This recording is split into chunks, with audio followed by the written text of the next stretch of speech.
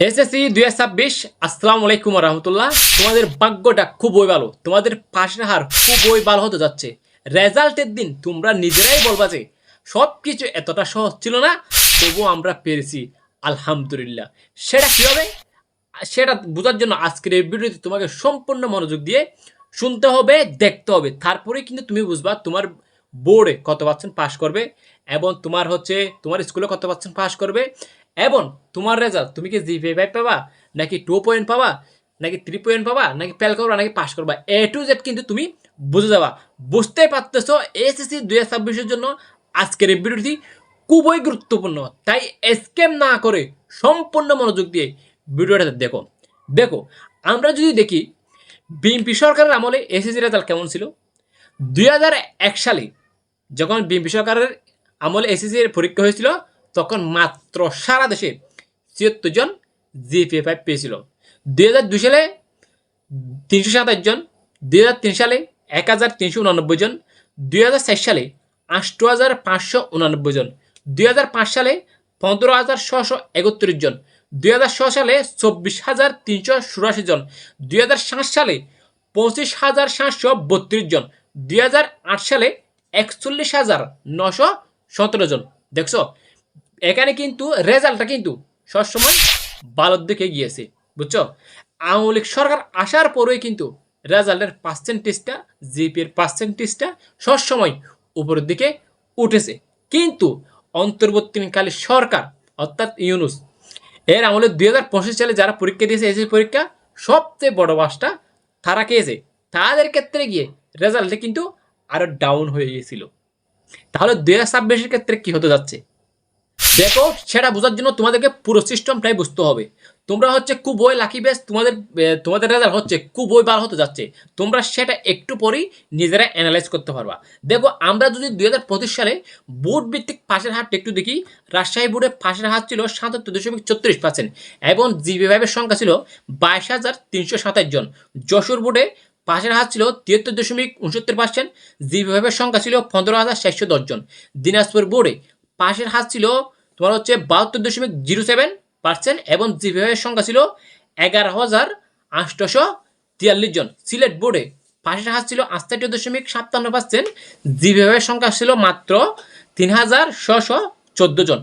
ঢাকা বোর্ডের তোমার পাশের হার ছিল ৬৭.৫১% এবং জিপিএ সংখ্যা ছিল ৭৭,০৯৮ জনই কিন্তু তোমার জিপিএ পেয়েছিল। এইভাবে ধারাবাহিকভাবে তোমরা দেখতে পাচ্ছ।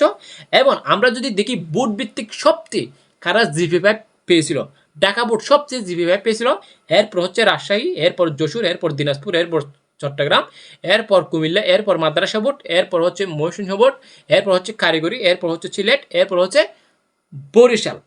আমরা যদি এবার দেখি 2025 সালে বিষয়ভিত্তিক সারা দেশে বিষয়ভিত্তিক পাশের হার কেমন ছিল। বাংলার মধ্যে পাশের হার ছিল 97.27%, তার মানে খুবই ভালো ছিল শিক্ষার্থীরা বাংলার মধ্যে। এবং তোমার ইংরেজির মধ্যে 87.21%, তার মানে ইংরেজির মধ্যে শিক্ষার্থীরা একটু বেশি পরিমাণ খারাপ করেছিল, হালকা। এরপর দেখি আমাদের গণিতের মধ্যে সবচেয়ে শিক্ষার্থীরা বেশি পরিমাণ খারাপ করেছিল, ৭.46%, মাত্র সারা দেশ মিলে পাস করেছিল। বুঝতে পারতেছো, তাহলে সবচেয়ে শিক্ষার্থীরা বেশিরভাগ ফেল করে ইংরেজি এবং গণিতের মধ্যে। তোমাদের কিন্তু ভালো করার কথা, কেননা দেখো এসএসসি 25 কিন্তু তোমার দুটা সৃজনশীল লিখতে পারে না পরিসংখ্যান থেকে। একত তাদের তোমার সংগীত প্রশ্ন ছিল না, তাদের ছিল সবগুলোকে সৃজনশীল। তোমরা সংগীত প্রশ্ন লিখতে পারছো এবং পরিসংখ্যান থেকে 2টা প্রশ্ন উত্তর দিয়েছ, এটা কিন্তু তোমার জন্য একটা প্লাস পয়েন্ট। তোমরা অনেকেই জানো 2025 সালে যারা ফেল করছিল, আবার তারা যখন 2026 সালে পরীক্ষা দিতে, তারা কিন্তু তখনও দুইটা পরিসংখ্যানের উত্তর দিতে পারে নাই, একটা পরিসংখ্যানের উত্তর দিতে পারছে, বুঝছো। এরপর তোমাদের পদার্থবিজ্ঞান 94.02%, রসায়ন 94.76%, তথ্য যোগাযোগ প্রযুক্তি 77.29%, পরিণতি 94.0%, হিসাব বিজ্ঞান 91.90%। তোমরা বুঝতে পারছো, তোমার পাশে হার সবচেয়ে ধারাবাহিকভাবে 2001 সাল থেকে 2001 সাল থেকে তোমার জিপিএ পদ্ধতি সর্বপ্রথম চালু করেছিল বিএনপি সরকার 2001 সালে। সেজন্য তোমার হচ্ছে 2001 সালে জিপিএর সঙ্গে একটু কম ছিল, সেটার জন্য তোমরা আবার গাম বিজয় না বিশেষ করে মনে হয় আমরাও একটু জিপিএ কম পাই না। 2001 সাল থেকে কিন্তু তোমার জিপিএ পদ্ধতিটা চালু হয়েছিল, সেজন্য সে কম ছিল। তো 2001 সাল থেকে 3, 4, 5, 6 ধারাবাহিকভাবে কিন্তু এগিয়ে গিয়েছিল। এবং তোমাদের হচ্ছে প্লাস পয়েন্টে তোমরা বুঝতে পারতেছো, তার উপর হচ্ছে তোমাদের পজিটিভ হচ্ছে তোমার হচ্ছে ফুল সিলেবাস ছিল, তার উপরে তোমাদের হচ্ছে সংগীত সিলেবাস, তোমাদের প্রশ্নের প্যাটার্নটাই হচ্ছে অন্যরকম ছিল। সব কিছু যদি অ্যানালাইজ করে আমরা যদি বলতে চাই, তোমাদের হচ্ছে পাশের হারটা হতে পারে 70%, 75% প্লাস তোমাদের পাশের হার হতে পারে, এটা আমরা আন্তর্জাতিক করতেছি। তবে মূল রেজাল্ট তোমাদের রেজাল্টের পরে আমরা জানতে পারবো তোমাদের পাশের হার কত পার্সেন্ট হয়েছে। এক রেজাল্ট প্রকাশ না করার আগে কোনো ব্যক্তি জানতে পারবে না তোমাদের বর্তমান পাশের হার কত। তবে তোমরা আজকের ভিডিও থেকে তোমরা নিজেরাই অ্যানালাইজ করতে পারবা কোন বোর্ডের শিক্ষার্থীরা কেমন, হ্যাঁ কোন বোর্ডের পড়ালেখা কেমন, কোন বোর্ডের সবচেয়ে জিপিএর দিকে এগিয়ে থাকবে।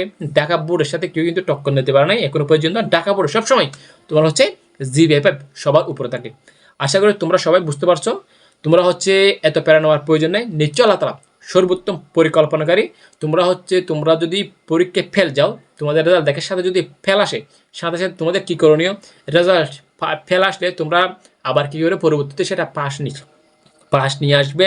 এবং তোমাদের কলেজ ভর্তি, হ্যাঁ টু জেড ইনফরমেশন আমাদের এই চ্যানেলের মধ্যে তোমরা পেয়ে যাবা। তোমরা এখনো পর্যন্ত যারা আমাদের চ্যানেলের ভিডিও দেখো, এখনো পর্যন্ত যারা আমাদের চ্যানেলটি সাবস্ক্রাইব করো নাই, অবশ্যই আমাদের চ্যানেলটি সাবস্ক্রাইব করে পাশে থাকবা। ধন্যবাদ সবাইকে। আসসালামু আলাইকুম আ রহমতুল্লাহ।